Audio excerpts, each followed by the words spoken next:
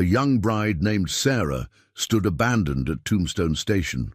Her white dress, sewn from feed sacks and dreams, gathered dust in the merciless Arizona sun. The man who'd promised her the world through 3 years of letters had left her with nothing but a cruel telegram and $2 silver to her name. As tumbleweeds rolled past empty hitching posts, a lone figure appeared through the heat waves.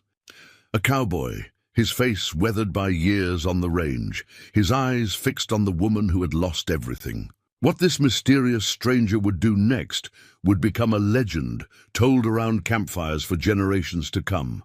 Before we jump back in, tell us where you're tuning in from. And if this story touches you, make sure you're subscribed, because tomorrow I've saved something extra special for you. Sarah Mitchell clutched the telegram until its edges crumpled, reading the words one more time, as if they might somehow change.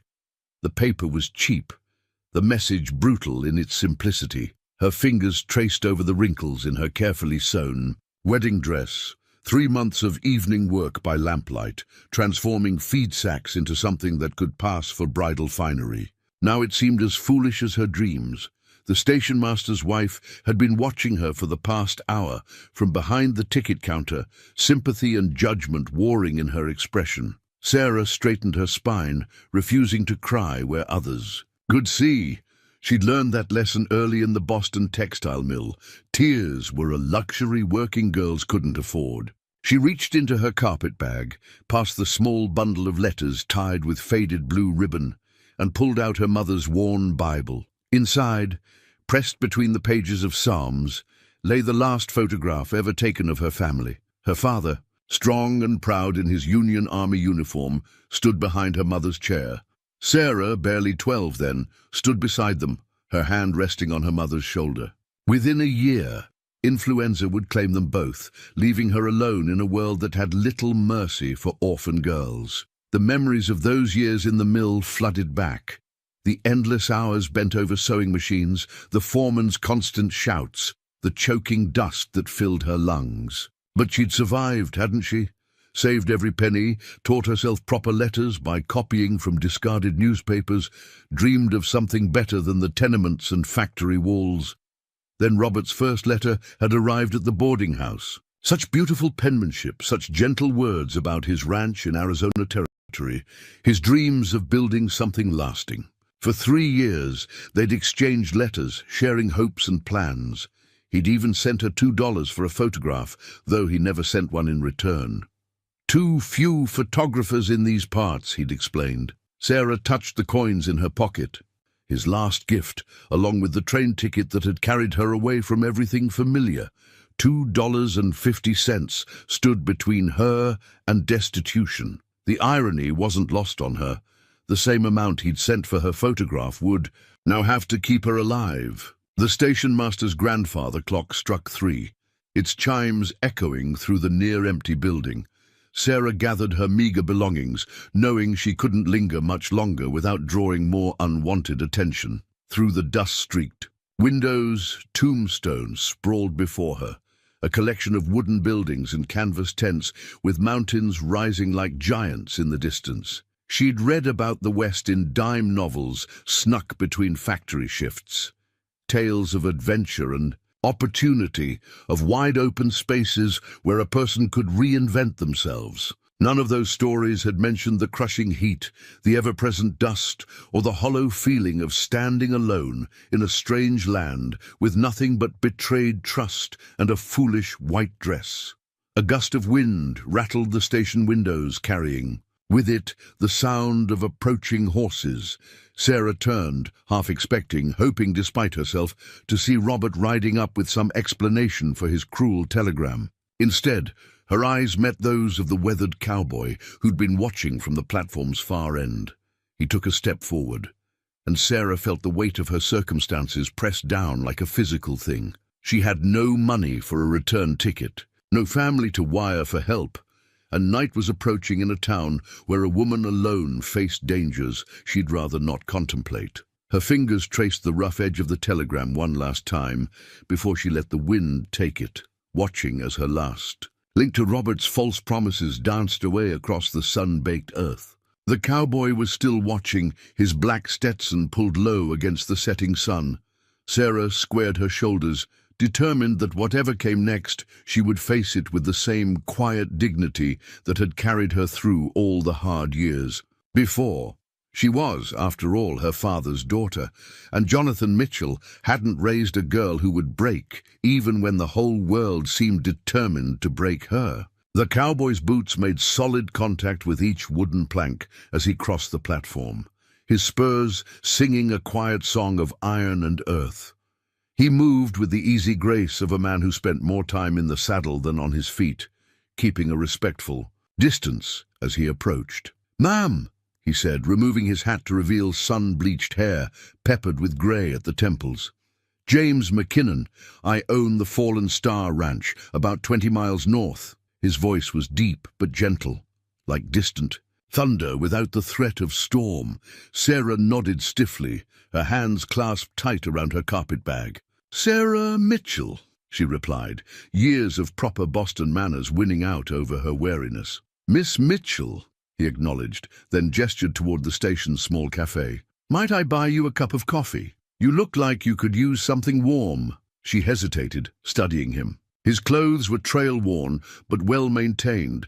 No dandified Western wannabe like Robert had turned out to be. The Colt revolver on his hip had the worn grip of a working man's tool, not a showpiece. Most telling were his eyes, clear blue and direct, meeting her gaze without flinching or falling to her wedding dress with mocking pity. "I don't accept charity, Mr. McKinnon." A slight smile touched his weathered face. "No, ma'am. I don't expect you do. Consider it payment for your own time. I've got a business proposition might interest you." Sarah glanced at the darkening sky, then back at the empty platform. Pride was all well and good, but night was coming and she had nowhere to go. "Very well." The cafe was empty, save for a sleepy-eyed cook who brightened at McKinnon's entrance. "Evening, Mr. James. The usual? Coffee for 2, Joe, and whatever's warm in the pot." They settled at a corner table, Sarah perching carefully to keep her dress from the dusty floor. The coffee came black and strong, with bowls of beef stew that sent steam curling into the cooling air. "Eat first," McKinnon said, breaking off a piece of cornbread. "Business can wait." Sarah wanted to resist, to maintain some dignity, but the smell of food reminded her she hadn't eaten since early morning. She took a small bite, then another, forcing herself to eat slowly despite her hunger. "I've been watching you since the morning stage," McKinnon said finally, pushing his empty bowl aside. "Seen enough would-be brides come and go through Tombstone to recognize the look. Man named Robert Caldwell, I'm guessing." Sarah's spoon clattered against her bowl. "You know him?" "Know of him. He's pulled this same trick 3 times in the last 2 years. Writes to Eastern ladies, promises them marriage and a fine ranch, takes their dowry money and disappears." McKinnon's voice held a quiet anger. "Sheriff can't do much. Technically ain't illegal to change your mind about marrying someone, but it ain't right." "No," Sarah said softly. "It isn't." Her hands trembled slightly as she reached for her coffee cup, anger warring with humiliation. She wasn't the first. Somehow that made it both better and worse. "My ranch needs a woman's touch," McKinnon said, his directness startling her. "I've got 12 hands, a cook who can't bake bread to save his life, and more work than hours in the day. I'm offering you a job, Miss Mitchell. Room, board, and fair wages. 3 months trial, see how it suits us both." Sarah stared at him, searching for the trap. "As what, exactly?" "Housekeeper. Nothing more." His eyes held hers steadily. "You'll have your own room with a lock on the door. My word as a McKinnon that you'll be treated with respect. If after 3 months you want to move on, I'll pay your way to wherever you want to go." "Why?" The question slipped out before she could stop it. "Why me?" McKinnon was quiet for a moment, turning his coffee cup slowly between calloused hands. "Because 20 years ago my sister found herself in a similar situation. No one helped her." He looked up, and Sarah saw old pain in his eyes. "She didn't survive her first winter on the streets of Denver. I swore then that if I ever had the chance to help another woman in trouble, I would." He stood, settling his hat back on his head. "Take your time deciding. I'll be loading supplies at Wilson's Mercantile for the next hour. After that I ride for home, with or without a housekeeper." Sarah watched him leave, his spurs marking time against the wooden floor. Through the window, she could see Tombstone's lights beginning to flicker on, like stars falling to earth. Somewhere in those streets, she knew, other desperate women were making harder choices than the one before her. She looked down at her white dress, at the careful stitches she'd sewn with such hope. Then she reached for her mother's Bible, opening it to where her family's photograph lay, preserved between promises of salvation. "What would you do, Papa?" she whispered. But the frozen faces in the photograph held no answers. Only the memory of a strength she desperately needed to find within herself. The wagon creaked beneath Sarah as it wound its way through the desert, each rotation of its wheels carrying her further from everything she'd known. She sat straight-backed on the wooden seat beside McKinnon, her carpet bag clutched in her lap, and her wedding dress carefully folded in the wagon bed behind them. The moon had risen, painting the landscape in shades of silver and shadow. Saguaro cacti stood like silent sentinels against the star-filled sky, their arms reaching up as if in prayer. The air was cooler now, carrying the scent of sage and something wild she couldn't name. "Rattler!" McKinnon's voice cut through the quiet. The horses shied as he pulled them up short, and Sarah caught the sound, an angry buzz that raised the hair on her neck. McKinnon handed her the reins, then reached for his rifle. "Hold steady," he said, taking aim at something in the darkness. Ahead, the shot cracked across the empty land, echoing off distant rocks. "That'll do it. Best we walk the horses for a bit, make sure there aren't more." He climbed down, rifle in one hand, and offered her his other. Sarah hesitated only a moment before accepting his help. Her feet had barely touched the ground when the horses snorted in alarm. McKinnon's arm went around her waist, pulling her back as another rattler slithered past where she would have stepped. "Easy now," he murmured, though whether to her or the horses she wasn't sure. The warmth of his arm lasted only seconds before he stepped away, ever proper. "Desert's got its own rules, Miss Mitchell. First one is, always watch where you step." They walked beside the wagon for a while, McKinnon leading the horses while Sarah carried the lantern he'd lit.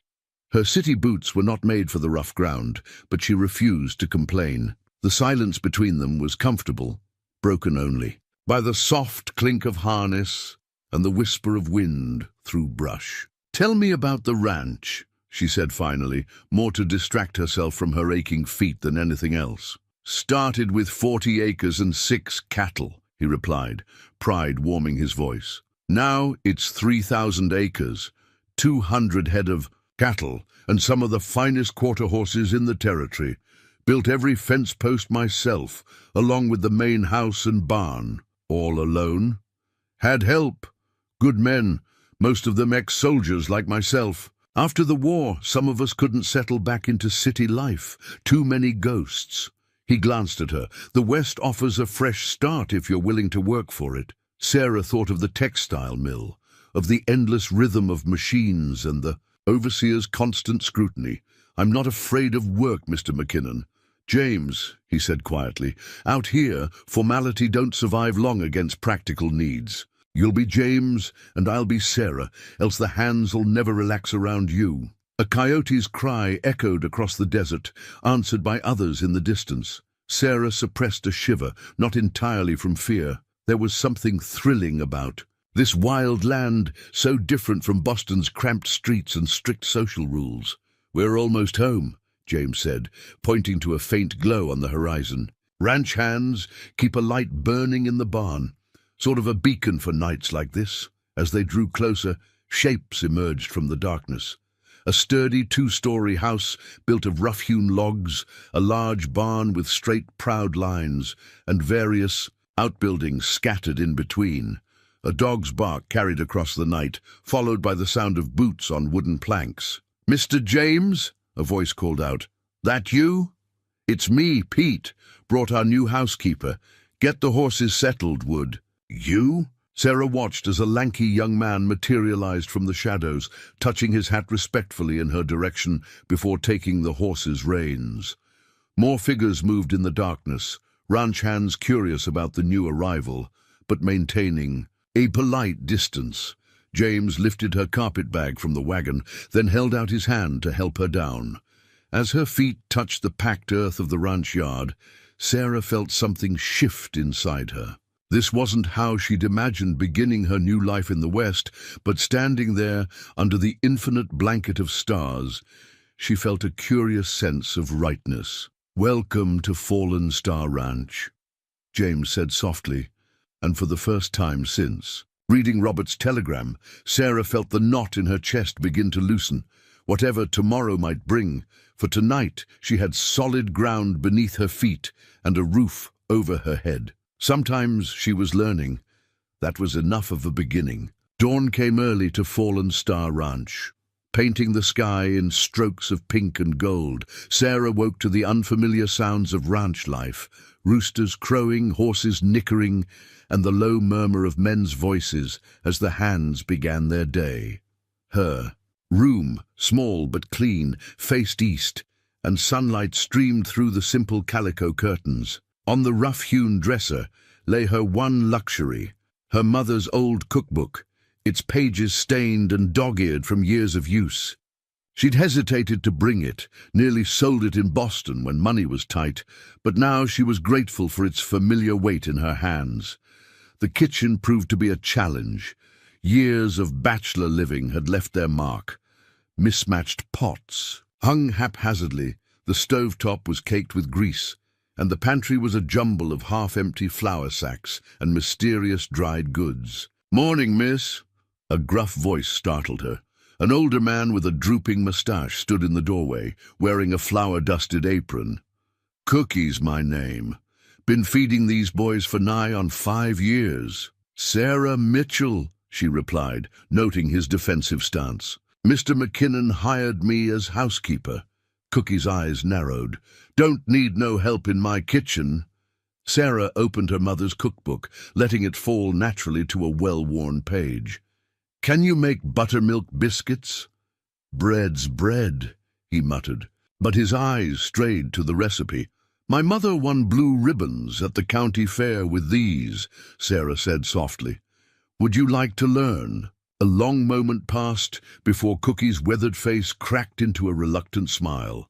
"Might at that, miss, might at that." Together they worked in companionable silence, Sarah teaching by example rather than instruction. When the first batch of biscuits emerged golden and flaky from the oven, Cookie's eyes widened. "Lord above," he whispered, breaking one open. Steam rose with the sweet smell of success. The ranch hands drifted in at the scent, trying to hide their curiosity behind mumbled greetings. Sarah saw their surprise as they tasted the biscuits, saw the appreciative glances thrown her way. Even James, coming in last with trail dust on his boots, paused mid-bite. "These are something special, Sarah," he said quietly. She felt a warmth that had nothing to do with the cooking stove. "My mother's recipe." After breakfast, Sarah tackled the house with the same determination that had once kept her going through 14-hour days at the mill. She found sheets in need of mending, rugs that hadn't seen a beating in years, and enough dust to plant a garden. But she also found signs of care. James's books were neatly arranged, his father's old rifle was well-oiled, and fresh flowers sat in a jar by the window. In the afternoon, James found her on the back porch, taking advantage of the good light. "To mend sheets." He leaned against the railing, his hat pushed back on his head. "Cookie says you've got a magic touch with bread," he said. "Haven't seen him this excited since we got the new stove." Sarah smiled, not looking up from her stitching. "He's a good man. Just needed someone to appreciate his efforts. Like most of us out here," James said softly. Then, clearing his throat, "The hands are breaking a new horse this evening. Would you like to watch? Might help you understand more about ranch life." She looked up then, catching something in his voice. He was offering more than just a chance to watch horse breaking. He was offering to include her in the ranches. daily life, to make her more than just a housekeeper. "I'd like that," she said. The sun was setting when James came to fetch her, casting long shadows across the yard. The hands had gathered around the corral, their usual banter subdued as they watched a young bay stallion circle nervously. "That's Spirit," James explained, leading her to a safe spot by the fence. "Been working with him for weeks. Got a lot. A fire in him, but a gentle heart underneath." Sarah watched the horse, seeing the fear beneath its defiance. "Sometimes," she said quietly, "the gentlest hearts fight the hardest when they're scared." James looked at her then, really looked at her, and Sarah felt something shift between them, a recognition, perhaps, of shared understanding. But before either could speak, the horse-breaking began, and Sarah found herself drawn into the ancient dance between man and horse, civilization and wilderness, fear and trust. "A grip with your knees, not your hands," James called out, watching as Sarah adjusted her seat on the old mare he'd chosen for her first riding lesson. "The reins are for guidance, not holding on." The morning sun was barely over the mountains, but already the air held the promise of desert heat. Sarah wore one of her few remaining dresses, the skirt hitched up awkwardly to accommodate the saddle. She'd refused to ride side saddle. "If I'm to learn, I'll learn properly," she'd insisted. 2 weeks had passed since her arrival at Fallen Star Ranch, and the changes were visible in more than just the gleaming kitchen and fresh-swept floors. There was color in her cheeks now, and her hands, though still bearing the calluses of mill work, were developing new ones from ranch life. "That's better." James nodded as she found her balance. "Now we'll walk the fence line. Best way to learn the property is to see it up close." They rode at an easy pace, James pointing out landmarks and boundaries marked by weather-worn fence posts. Sarah found herself memorizing not just the markers, but the way the land itself flowed, how arroyos cut through the terrain, where springs bubbled up from hidden depths, which slopes offered the best grazing. "Watch how the grass changes," James said, indicating the subtle shifts in color and texture. "That's how you know where the good water lies underground. Cattle know it instinctively, but ranchers have to learn." A jackrabbit burst from behind a creosote bush, startling Sarah's mare. She held firm, remembering James's instructions about keeping calm, and the horse settled quickly. "Well handled," James said, approval warming his voice. "You're a natural." "Hardly," Sarah laughed, but pride flickered in her chest. "Though it's not so different from working a sewing machine, you have to feel the rhythm of it, work with it, rather than against it." They paused at a high point overlooking the ranch. From here, Sarah could see the whole spread of Fallen Star, the main house and barn-like toys in the distance, cattle dots scattered across the grassland, and the glint of the creek that gave life to it all. "My father used to say that every fence post tells a story," James said, dismounting to check a loose wire. "This one here, put it in during the drought of '65. Ground was hard as iron. Took all day to dig one hole." Sarah watched him work, his hands sure and capable on the wire. "You love this land," she said softly. "It wasn't a question. It's in my blood now." He looked up at her, squinting against the sun. "You can't work a piece of earth this long without it becoming part of you, or you becoming part of it." A crow called overhead, drawing their attention to a group of riders approaching from the north. James shaded his eyes, then smiled. "That'll be Pete and the boys, bringing in strays. Want to see how it's done?" Sarah nodded eagerly, and they rode to meet the hands. Pete tipped his hat to her, no longer awkward around the city lady since she'd proved herself with fresh bread and mended shirts. "Got us some visitors, Mr. James," Pete reported. "Thompson's cattle mixed with ours again. They're running 2 drainages over." James's face tightened. "Thompson knows better. 3rd time this month. Want us to push them back?" "No, I'll handle Thompson." James turned to Sarah. "Care to see how we sort cattle?" For the next hour, Sarah watched in fascination as the hands demonstrated the art of cutting specific cattle from the herd. It was like a dance, she thought, horses and riders moving as one, anticipating each other's moves, reading subtle signals. "Want to try?" James asked, seeing her interest. Sarah looked at the milling cattle, then at her borrowed dress. "I'm not exactly dressed for it." "Life rarely waits for proper dress," he smiled. "Besides, that old mare of yours has more cow sense than most cowboys." "She'll do the work. You just need to trust her." Trust. Such a simple word for such a difficult thing. But Sarah found herself nodding, gathering her reins as James had shown her. The mare's ears pricked forward, sensing a change in purpose. "Just walk her in easy," James instructed, riding beside her. "Watch how she reads the cattle. When she turns, turn with her. Don't fight her instincts." To Sarah's amazement, the mare seemed to know exactly what to do. They moved through the herd with careful precision, and she felt the moment when horse and rider found their rhythm together. It was like threading a needle, she realized, knowing exactly where you needed to go and trusting your hands to take. "You there?" When they finally broke from the herd, success thrumming through her veins, Sarah caught James watching her with an expression that made her breath catch. Pride was there, yes, but something else too, something that made the vast desert seem suddenly small and intimate. "You're full of surprises, Sarah Mitchell," he said quietly. The bundle of letters lay on Sarah's bed like a snake coiled to strike. They'd arrived that morning with Pete, who'd collected them from the sheriff in town. 7 letters total, each from a different woman, each telling the same story of Robert Caldwell and his promises of love and land.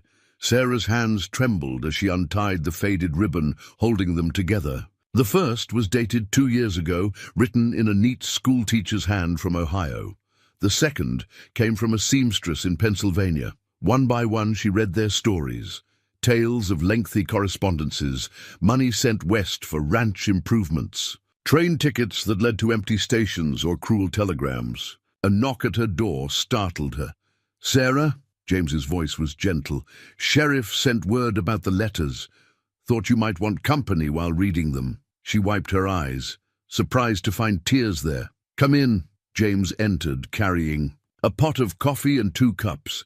He set them on her small table, then settled into the room's single chair, giving her space but offering silent support. "He used the same words," Sarah said finally, holding up one letter.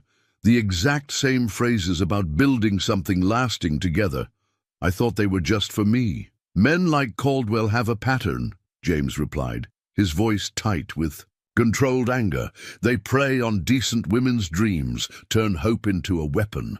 Sarah picked up another letter, recognizing the desperate hurt in its lines. What happened to them? The other women? Some went home if they had homes to return to. Some found honest work in town.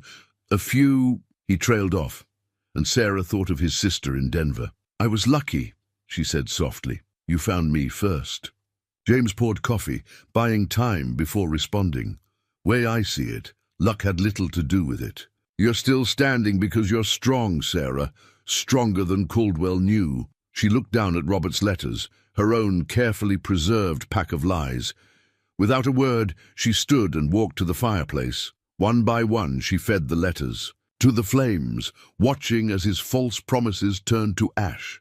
"The sheriff," James said, watching her, "says Caldwell was spotted in Prescott last week. He's already trying his scheme again." Sarah turned, something hardening in her chest. "Can nothing be done? Law's complicated out here, but word spreads. Every station master from here to California now knows his name and method. He'll find it harder to operate." A thought struck her. "The other women, their letters warning others, that's what saved me, isn't it? That's how you knew to watch for him at the station." James nodded. "Women looking out for women. Sometimes that's the strongest law there is." Sarah touched the rough paper of the last letter, not yet burned. "Then I should write one too. Add my voice to theirs. Perhaps," she paused, finding strength in the idea, "perhaps the next woman will read it before she sells everything to chase his promises." James stood, and for a moment Sarah thought he might reach for her. Instead, he moved to the window, looking out over the land they both were coming to love. "You're not her anymore," he said quietly. "That woman waiting at the station with nothing but broken promises. You're building something real now." Sarah joined him at the window. The setting sun painted the desert in shades of rose and gold, turning mundane ranch work into something beautiful. She watched Cookie ring the dinner bell, saw Pete leading horses to the corral, noticed how the newly mended fence gleamed in the fading light. "Yes," she said, more to herself than James. "Something real." She could feel him beside her, solid and present as the land itself. When his hand found hers, rough with work and warm with life, she didn't pull away. They stood together, watching their world settle into evening, while behind them the last of Robert's letters burned to ash, taking with it the last chains of what might have been. The storm came without warning, the way weather often did in the desert. One moment Sarah was gathering eggs from the henhouse, her mother's silver locket catching the morning light, and the next she was watching a wall of dust roll across the plains like God's own curtain. "Sarah!" James's voice cut through the rising wind. "Get to the storm cellar!" She clutched her basket of eggs, hesitating. "The horses! Pete's handling them, go!" But Sarah had already seen what James hadn't. Spirit, the half-broken stallion, had panicked at the approaching storm and broken free of his corral. The horse was running straight for the barbed wire fence. Without thinking, Sarah dropped her basket and ran. Behind her she heard James curse, then the thunder of hoofbeats as he galloped after her. The wind whipped her skirts, throwing stinging sand against her face. Her mother's locket bounced against her chest with each stride. Spirit reached the fence, reared up in terror. Sarah's voice somehow carried through the howling wind. "Easy, boy. Easy now." The stallion hesitated, recognizing her voice from weeks of gentle words, and offered apples. Those precious seconds were all James needed. He rode up alongside Spirit, reached out and caught the trailing lead rope. "Sarah, the cellar now!" This time she ran, James following with Spirit in tow. They barely made it. The storm hit full force, just as James pulled the cellar door shut behind them, plunging them into darkness, broken only by the lantern that always hung ready. In its dim light, Sarah could see Spirit trembling, still spooked, but contained in the cramped space. James looped his rope around a support beam, then turned to her. "That was either the bravest or the most foolish thing I've ever seen," he said, his voice rough with what might have been fear or anger. Sarah's hands shook. As the danger of what she'd done hit her, "I couldn't let him die on that fence." "No," James said softly. "You couldn't. That's what worries me." Above them the storm raged. Sand hissed against the cellar doors like 1,000 angry rattlers. Spirit gradually calmed under their quiet voices and gentle hands until he stood dozing despite the thunder of wind. Sarah touched her mother's locket, a nervous habit. The silver was warm from her skin, a reminder of all she'd carried with her from Boston. "I used to be afraid of storms," she said, not sure why she was sharing this. "In the mill, when the machines were running and thunder shook the windows, I'd hold this locket and pretend I could feel my mother's strength." James moved closer, just enough to see the locket in the lantern light. "May I?" She nodded, slipping the chain over her head. James handled it carefully, his rough fingers surprisingly gentle as he opened the catch. Inside were 2 tiny photographs, her parents on their wedding day. "You have her smile," he said. "Same kind of strength in it." Sarah looked up, startled by his closeness. In the lantern's glow, his eyes held shadows she'd never seen before.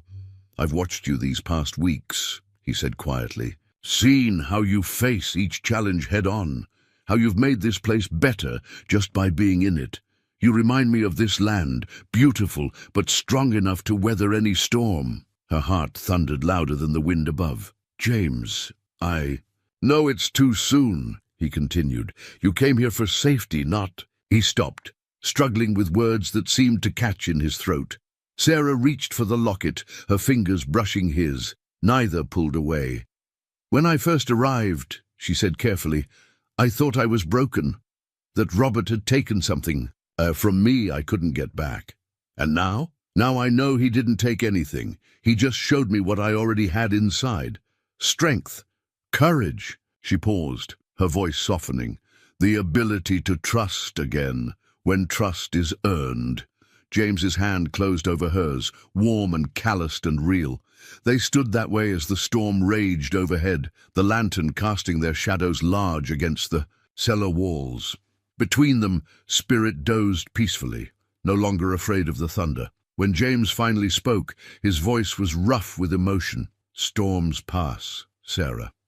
It's what's left standing afterward that matters." She looked at their joined hands, at the locket that had carried her parents' love through all the hard years. "Yes," she said simply, "it is." The church bulletin board told stories more honest than any sermon. Sarah stood before it in the dusty Sunday morning light, reading between the lines of posted notices and social announcements. Her name wasn't mentioned, but she felt it in the sideways glances of the townsfolk gathering for services. "Don't let them bother you," James murmured, standing closer than strictly proper. His Sunday best sat uncomfortably on his shoulders, but he'd insisted on accompanying her to church. Small towns run on gossip like engines run on steam. The whispers had started after the storm. Pete had seen them emerge from the cellar, James's hand at Sarah's elbow, Spirit following docile as a lamb. By sunset, the story had grown wings and flown to town on the supply wagon. Mrs. Thompson, the banker's wife, rustled past in silk skirts that had no business in desert dust. "My dear," she said, her smile sharp as a cactus thorn, "I don't believe we've been properly introduced, though I've heard so much about you." Sarah met her eyes steadily. "Sarah Mitchell. I keep house at Fallen Star Ranch." "Is that what they're calling it these days?" The words were soft, meant to wound. James stepped forward, but Sarah's hand on his arm stopped him. "Yes, ma'am," she replied clearly, "along with baking, mending, and teaching your husband's cowboys how to make decent biscuits when they're on the drive." Several nearby ranchers' wives poorly disguised their laughter as coughing. Mrs. Thompson's face pinched, then smoothed into careful blankness. She moved away without another word. Inside the small wooden church, Sarah felt the weight of stairs. The preacher's words about judgment and redemption seemed pointed, though whether at her or the congregation, she couldn't tell. A small hand tugged her skirt. Lucy Chen, daughter of the Chinese merchant who'd helped James through the drought, of 65, offered a shy smile and a slightly crushed wildflower. Sarah tucked it into her Bible, ignoring the disapproving sniffs from the next pew. After the service, James led her toward the wagon, but Sarah paused. "I need to do this," she said quietly. "Go ahead to the mercantile. I'll join you." He studied. Her face then nodded. Sarah turned and walked directly to where the town's women gathered, their Sunday conversations a carefully maintained barrier. "Ladies," she said clearly, "I believe we should understand each other. I came to Fallen Star Ranch with nothing but a broken promise and my own 2 hands. What I've built there, my reputation, my place, I've earned through honest work. You can whisper all you like, but you can't make me ashamed of who I am or what I do." Silence fell like a heavy blanket. Then Martha Reed, whose son Sarah had nursed through fever last month, stepped forward. "My boy still talks about your chicken soup," she said. "Would you share the recipe?" The barrier cracked. Other women stepped forward. Mary Wilson needed help with a torn quilt. Jessica Cooper wanted biscuit-making lessons for her daughter's upcoming wedding. Not all, but enough. Sarah found James waiting by the wagon, watching with quiet pride. "Went well?" he asked, helping her up to the seat. "Well enough." She settled her skirts, chin high. "Though Mrs. Thompson might need smelling salts." James laughed, the sound carrying across the street. Sarah saw heads turn, saw the speculative glances, and found she no longer cared. Let them talk. She knew who she was now. Not Robert's discarded bride or James's charity case, but a woman who had found her own strength in the unforgiving desert sun. As they drove home, the late morning heat shimmering around them, Sarah remembered Lucy's flower, pressed between Bible pages like a promise. Sometimes, she thought, the smallest gestures of kindness meant more than any grand declaration. "You're quiet," James observed, his shoulder warm against hers on the wagon seat. Sarah smiled, watching Fallen Star Ranch appear on the horizon like a welcome harbor. "Just thinking about home," she said, and meant it. Dawn hadn't yet touched the horizon when Sarah joined the men at the corral. She wore split skirts she'd sewn herself, drawing raised eyebrows from the hands but a quiet nod of approval from James. The cattle brand hung ready at the fire pit. The Fallen Star mark that would soon mark each calf as belonging to the ranch. "You don't have to do this," James said softly as she mounted her horse. No longer the gentle mare, but a cow pony she'd trained with over the past weeks. "Cookie can manage." "Cookie can't tell a cow from a cactus," the old cook grumbled good-naturedly, loading the chuck wagon. "Besides, someone's got to keep you lot fed properly." Sarah gathered her reins. "I'm coming. These cattle are as much my responsibility as anyone's now." Pete rode up, leading Spirit. The stallion had become Sarah's project, gentled through, patience and understanding rather than force. Now he served as James's primary mount, a living testament to her place on the ranch. The cattle drive to the railhead would take 5 days if the weather held. 200 head of cattle moved like a slow-rolling river across the desert grassland, guided by skilled riders and faithful dogs. Sarah found her place naturally, working alongside men who no longer saw her as an outsider, but as a valued part of their team. By midday, dust coated everything, clothes, skin, even the food when they stopped for a quick meal. Sarah's arms ached from hours of keeping cattle from straying, but pride burned brighter than fatigue. She'd held her own, earned her place. "Got yourself a natural there, Mr. James," old Tom said during the noon break, his leathery face creased in a rare smile. "Ain't many women would take to this life like she has." James watched as Sarah helped Pete with a stubborn calf. "No," he agreed softly, "there aren't." The afternoon brought challenges. A rattler spooked part of the herd, threatening to start a stampede. Sarah found herself in the thick of it, her horse responding to the lightest touch as they turned the frightened cattle. She caught glimpses of James nearby, their movements synchronized as if they'd worked together for years instead of months. When the dust settled, no cattle were lost. James rode close, his face tight with what might have been fear or pride. "That was well done," he said, voice rough.